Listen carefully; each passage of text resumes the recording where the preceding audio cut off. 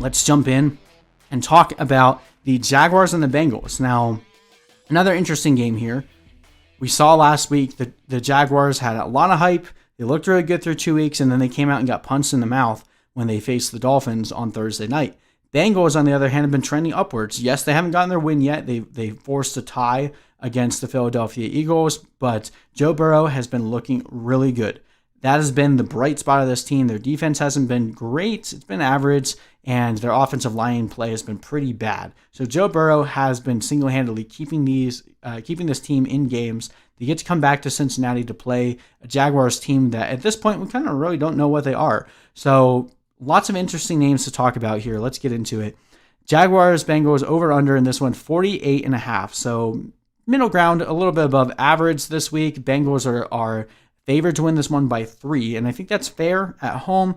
That's typically what you want to see. Like, I think you get, on average, a 3-point bonus just being at home. So this is basically heads up, but Bengals at home, we're going to give them a 3-point spread. Now, in terms of fantasy points allowed, the Jaguars are allowing the 5th most points to quarterbacks and tight ends. Also 14th most points allowed to running backs. They've been a little bit better against receivers, 24th on the league, whereas the Bengals have actually been pretty good at stopping quarterbacks, but again, I think that's a little skewed. So week 1, we saw Tyrod Taylor do nothing. Week 3, we saw Carson Wentz be Carson Wentz. And in week 2, we saw Baker Mayfield have a pretty decent game where he moved the ball pretty decisively, just didn't have like this massive fantasy game because they were running the ball so much. So I think that's a little misleading right there. The Bengals are allowing a lot of points to the running back, so fire up James Robinson this week. And for those same reasons that we mentioned with the quarterback, wide receiver kind of follows. So I'm kind of ignoring the fact that the Bengals have been decent against the pass thus far. I think we can at least wait another week. That being said, if DJ Chark is out, this offense looked really bad without DJ Chark. Outside of James Robinson, there was literally nothing else to help Gardner Minshew out there. So I think, they lost DJ Chark halfway through the week, kind of had to reshape their game plan. It was already a short week. So I'm just going to chalk up the fact that DJ Chark was out for the reason that the Jaguars were so disjointed last week. So I think their offense will rebound and have a stronger performance here in week 4. That being said, I don't really know that you can trust anyone outside of Robinson. And if Chark is out, I mean, you can go back to the well and throw Cole back into your lineup. But we saw when Chark was gone, Keelan Cole was getting the majority of the defensive looks.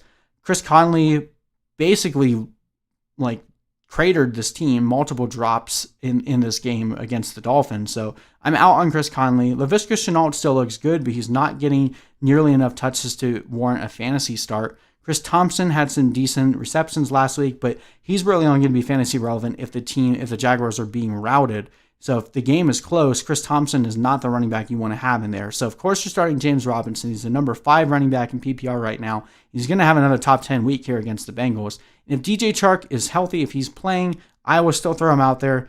We're still waiting for that breakout game. He's been okay, but nothing great for PPR. I think if he plays this week against the Bengals defense, he has a pretty good game. Not going to throw anyone else out there on the Jaguars side. On the Bengals side is where it gets a little bit interesting. Burrow is a great start this week. We saw Ryan Fitzpatrick play well against the Jaguars, and Burrow has been a really good fantasy producer. He's actually, as hard as it is to believe, he's outscoring Lamar Jackson in fantasy points right now. Now, that being said, don't start Burrow over Lamar Jackson. We're expecting Lamar Jackson to rebound and play well against Washington this week. But if you need a starter, if you have been disappointed, like if you have Matt Stafford, you've just been bugged that he hasn't been putting up a lot of points, you probably can find Joe Burrow on your waiver wire this week and you throw him right into your lineup and play him against the Jaguars. Should be a good start for him. Now, the biggest contention here is Joe Mixon. Joe Mixon has definitely underperformed from where he's been drafted. There's no other way of saying that. But he's continued to see the touches. He's run more routes than Giovani Bernard. He's been involved in red zone carries, just hasn't been able to punch it into the end zone yet. And this is kind of how his season started last year. He was on the verge of, there were people reporting of dropping him, saying, do I actually pick up Joe Mixon or do I just let him sit on the waiver wire for someone else to worry about? And, for the first 8 weeks or so of the season, Joe Mixon only had 1 or 2 startable fantasy games. I think we're seeing that same trend happen. And as this offensive line gels a little bit more, we still have, this is a non-cohesive unit. We had 2 big pieces that were out last year, and hopefully as the season goes on, they'll gel a little bit better. I think better days are ahead for Joe Mixon, and they could start as early as the week against the Jaguars. We saw Myles Gaskin have a good game against the Jaguars last week. Jonathan Taylor and Nyheim Hines lit him up in week 1. They were able to slow down Derrick Henry, but I think you can trust Joe Mixon one more time. And I know it's difficult to say that because he's been garbage up to this point, but probably don't have a better option. And even if you do, you're probably convincing yourself that Joe Mixon is worse than he actually is. I'm throwing Joe Mixon back into my lineup. And of course, we're going to start Tyler Boyd. He's been the number one receiving option for Joe Burrow, at least in terms of fantasy production. And then the interesting question comes to, are we starting AJ Green or are we starting T. Higgins? I'm still going to stick with AJ Green for one more week. And I know this could burn me, but last week AJ Green was shadowed by Darius Slay. Darius Slay basically covered him the entire game, and that allowed Joe Burrow to target guys like Boyd and Higgins, who were covered by much less talented cornerbacks. So my contention is, why would the Eagles shadow AJ Green if they weren't worried about him?